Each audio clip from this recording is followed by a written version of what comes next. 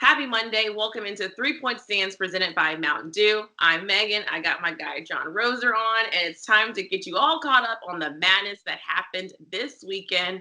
And let's start with some news that broke out late last night. Ole Miss has fired and gotten separated from head coach Matt Luke. Was this the right call, John Roser? Yeah, it should have been done 2 games into the season. It probably should have been done. Matt Luke messed up a lot of these games for Ole Miss.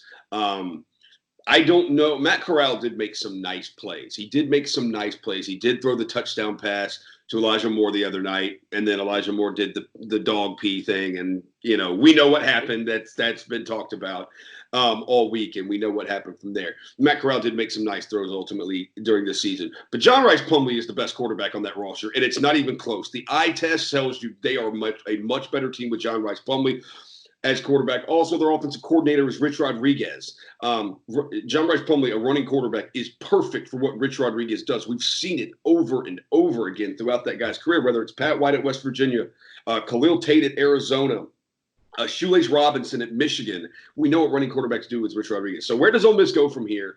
Look, Rich Rodriguez wants that job, and he may get that job because he's on staff there. I would tell you the other two options to me, and they should hire Hugh Freeze back. They should go hire Hugh Freeze again, which they won't do, but they should do it. Or them or Arkansas should be in a race to hire Mike Leach. One of those two should be in the race to hire. It should be one of them ponying up more and more money. Who's going to offer the most money to Mike Leach from Washington State to hire him? The guy won in Lubbock, Texas. The guy's won in Pullman, Washington. You're telling me he couldn't win in Fayetteville, Arkansas, or Oxford, Mississippi? He could. I think, what, you brought up a good point. I love Mike Leach. I think Mike Leach can win in Arkansas or at Ole Miss. The only thing is I don't know if the SEC is ready for a Mike Leach commentary. Mike Leach is not putting up with any games. He's going to say it like it is. He wants to go kind of off the Rams. I'm not quite sure. And it's really sad to say, I have to say this, what Matt Luke was able to do, especially after Hugh Freeze left the organization, he came in as an interim head coach. And then a lot of the players rallied for him to get that head coaching job. I don't think Matt Luke had all the pieces. So I can't blame just him. As you mentioned, Plumlee is the best football player on that roster. He didn't have all the pieces to really make a great football team, especially in the SEC right now where it is loaded. Their schedule is so hard. The SEC teams are so good, and Ole Miss has kind of fallen off. We've seen it with recruits going there. Some people don't want to go there, and now I don't blame just him, especially at the end of that Mississippi State game. Ole Miss could have potentially won that game, but instead you had a player come out there on the field and wanted to, do some pee on the field type of situation that kind of pushed him. Funny. If they didn't have Plumlee, they wouldn't have even been in that game at all. Plumlee did it all for them. Not a chance at all. Yeah, I just look at it like if everything's even in the SEC West, if you're Ole Miss and Arkansas, look, you're not going to be better than Alabama. You're not going to be better than LSU. You're not going to be better than Auburn. And you're probably not going to be better than Texas A&M. So you've got to have some kind of advantage. It's not like Mike Leach ever when he was at Texas Tech. It's not like he ever out-recruited Texas or out-recruited Oklahoma. And it's not like in Washington. It's not like he ever has out-recruited Oregon or out-recruited, USC or some other Pac-12 schools like that. No, he runs a system that it gives that air raid offense. He's kind of one of the originators of it, like that. He just gives you an advantage. And I think he's proven everywhere he's been that he creates that advantage, wins games. And I think he'd do that at either Ole Miss or Arkansas. But no, athletic director's probably not ready for him because I don't think if you try to call the Hogs in front of Mike Leach, I don't think he's going to care. And if you try to do the hotty toddy chant in front of Mike Leach, I don't think he's going to care. He'd rather just not hear it. Yeah. All right. You know what? How about someone else that some people don't care about, but he's still being relevant is Antonio Brown. We saw the Patriots lose last night against the Texans. The Patriots offense hasn't been the Patriots offense that we're used to seeing these last couple of games. And Antonio Brown tweeting out like, hey, I'm the answer. Bring me back onto the team. So should the Patriots or do the Patriots even need AB?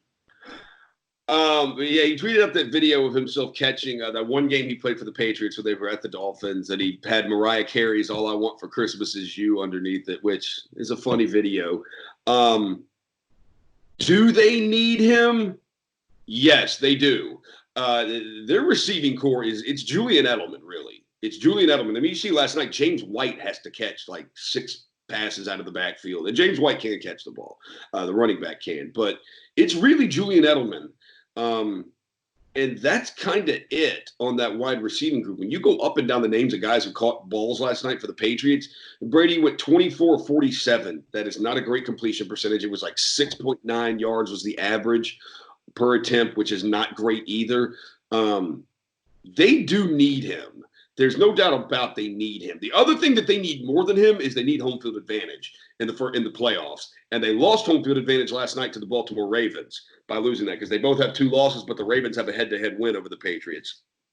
But the 2 teams that New England has lost to now are the Texans and the Ravens, and those are both playoff teams that you potentially will see in the playoffs. Do they need Antonio Brown? There's no doubt they need Antonio Brown on that receiving core because it is like I said, it is Julian Edelman on those outside wide, and that is like it for that team. You can't depend on Philip Dorsett or Jacoby Myers, who's an undrafted free agent rookie. They need Antonio Brown. Now, should they sign him?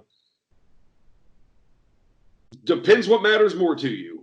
Like your personal moral beliefs or winning a Super Bowl, You know what? I am not. If I'm in charge of the team, I don't sign him. But I will sign him. But I'm not Bill Belichick. And I think Bill Belichick can see the end of the road here with Tom Brady. Brady has lost some arm strength. He's lost a little bit of accuracy too.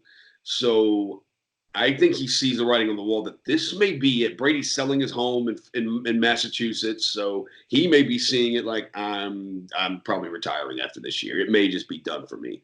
So a lot of things need to have a lot of things remain to be seen. But as far as they need Antonio Brown, should they sign him? I wouldn't. But if that's the goal, is you're trying to win the Super Bowl, then yes, they should sign him. But if I was in charge, I would not. I am not for it at all. I agree with you. I don't think they need Antonio Brown.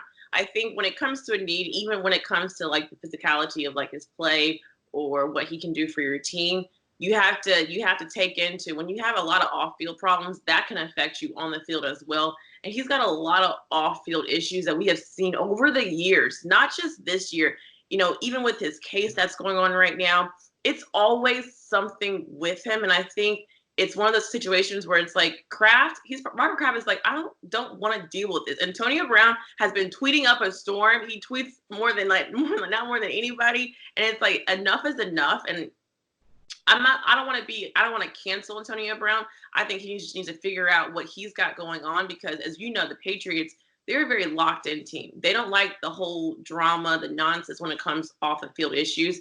All they want to do is play good football. That's all they want to do. Antonio Brown brings a lot of extra stuff into that locker room that could affect them on the field, which could be a bad domino effect. In maybe a year or two, if Antonio Brown gets his life, together, situated, I think he has the talent still. He's got a couple more years left under his belt to play some football.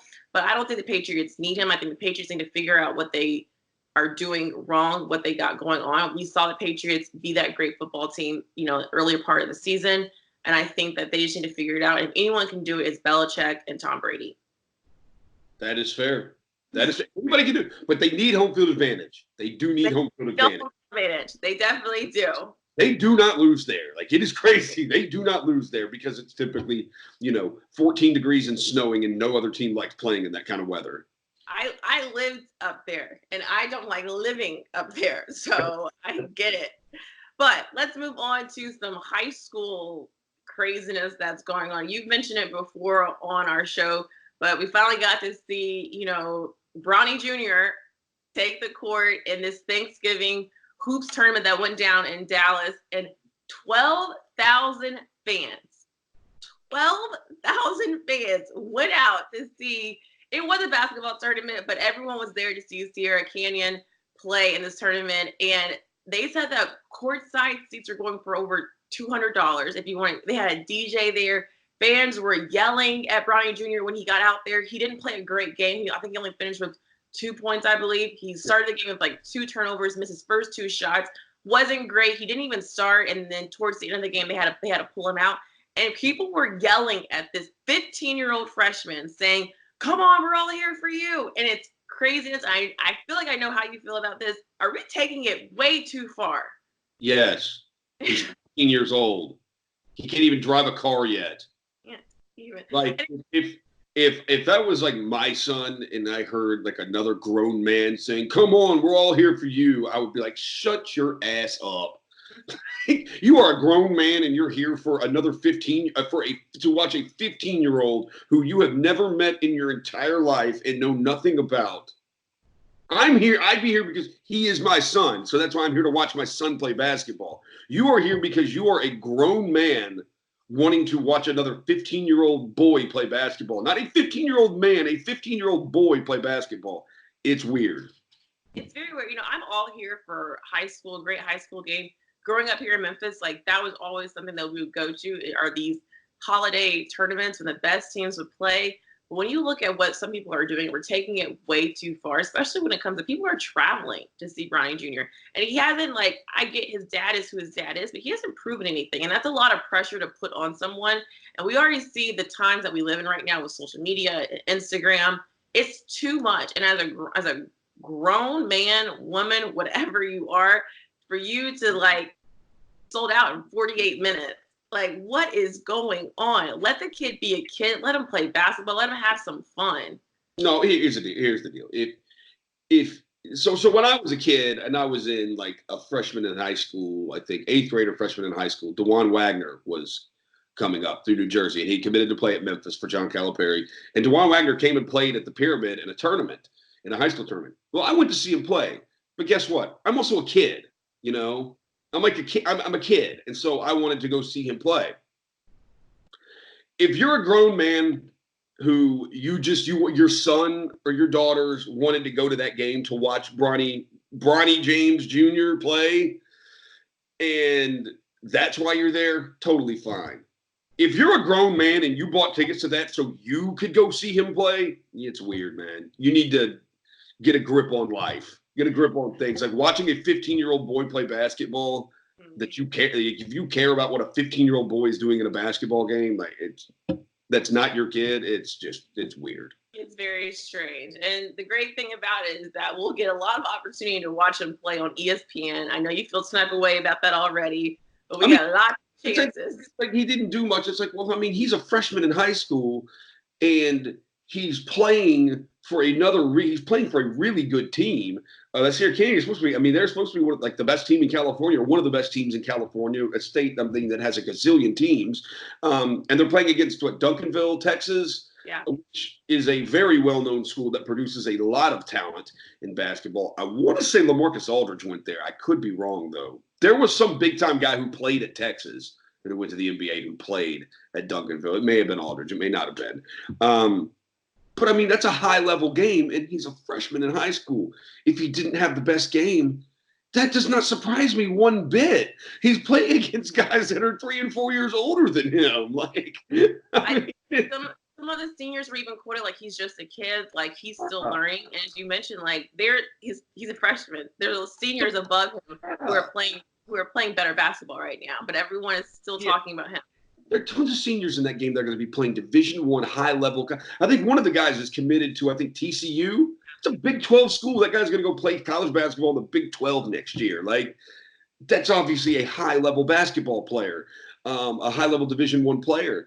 So the fact that he may have struggled against a lot of high major Division I talent, like, that is not crazy to me. Like, to me, he's just, look, with who his dad is, he's going to get better. The kid will continue to get better, and we'll see if he ends up with a big-time Division I college basketball scholarship. But, man, 12,000 people showing up to watch a 15-year-old play basketball is just weird. It is crazy. It's crazy. Well, you know what? We are out of time. Roser, thanks so much for doing 3-point stance with me, and I'll see you same time, same place next week.